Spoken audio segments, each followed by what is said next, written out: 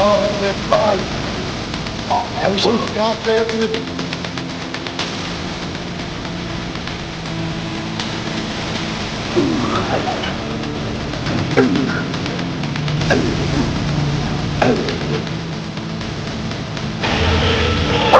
Easy, come on. Come on, Cody, get out of there. Go!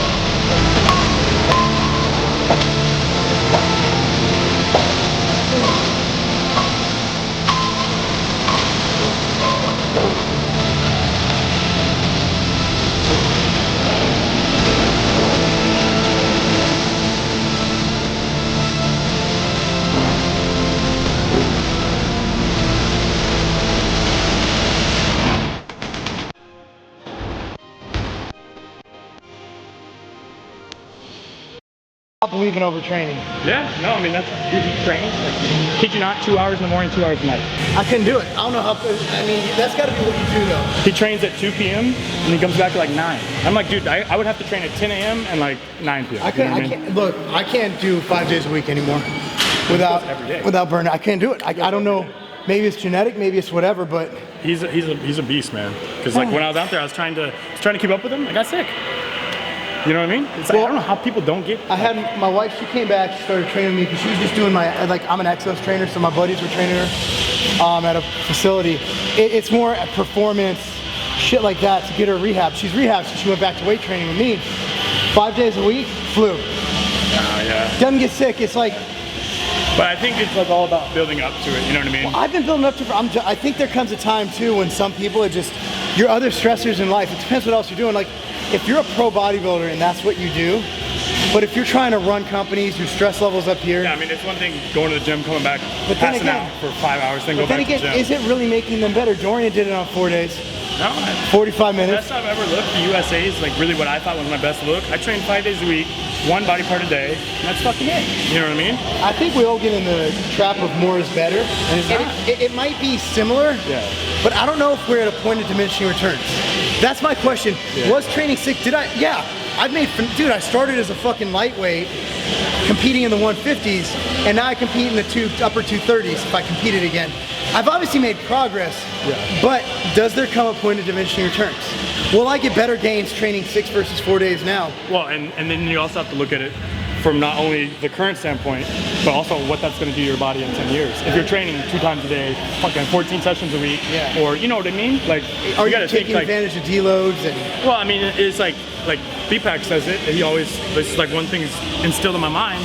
You try to do the least amount you can to get the best result. Yeah. So it's like some of these people just going balls to the walls, like not being in the gym for months and then going 2 times a day. Yeah. It's like. And Exos we call a minimum effective dose. Training, what is the minimum effective dose? Because that way you're balancing nervous system, you're balancing all these other things.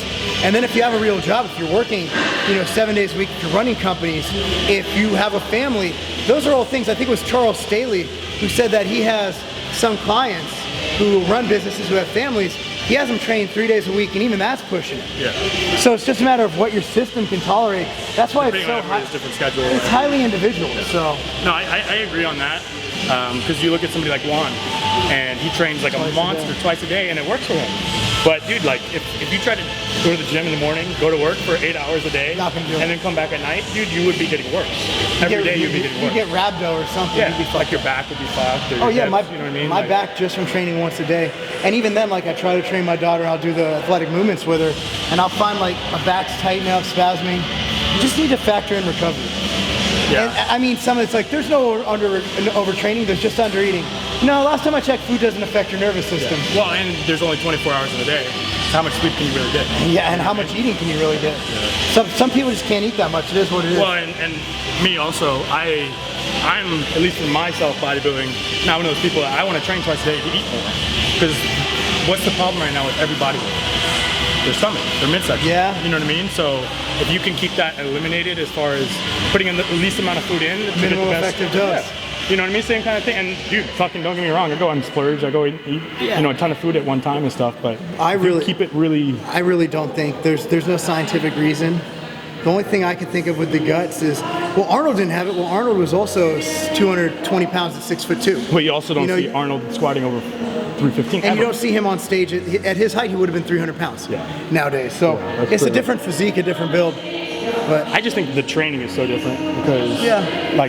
like me, man. Like I really this year, I really liked high reps.